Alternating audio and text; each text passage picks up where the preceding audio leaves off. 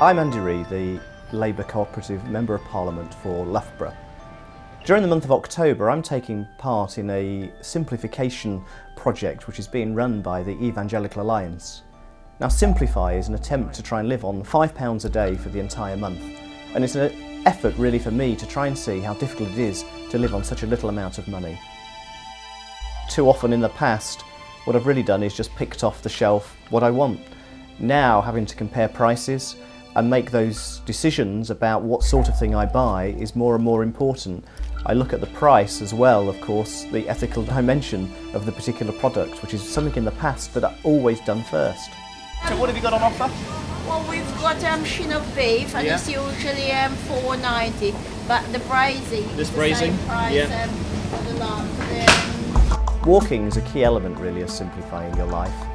It frees up the time, but of course it requires a lot more planning. Thinking ahead, planning your meetings, planning your daily work, all revolves around the extra time it takes to walk.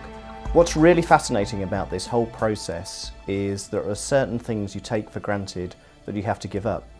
For example, I've been a regular gym attender, but working out this costs me £4.50 perhaps on every occasion. Just means if I try to survive on £5 for a day, that isn't possible. So gym membership has had to go this month, and I've had to find new ways of finding that exercise. It's just been this long-term goal to try and get a work-life balance, one based around friends and relationships, and when you do that you start to realise that of course that something has to give.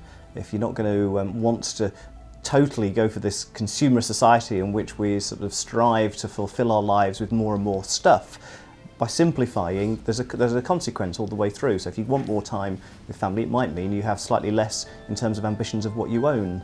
And that's a freedom in itself, because once you break that vicious circle and actually realising many of the things that you want and you want to enjoy are just around you naturally, that really, really helps. And I'm determined, if there's one thing that really able to stick to, it is trying to keep that time in my daily life and a rhythm to it that allows us to do these things.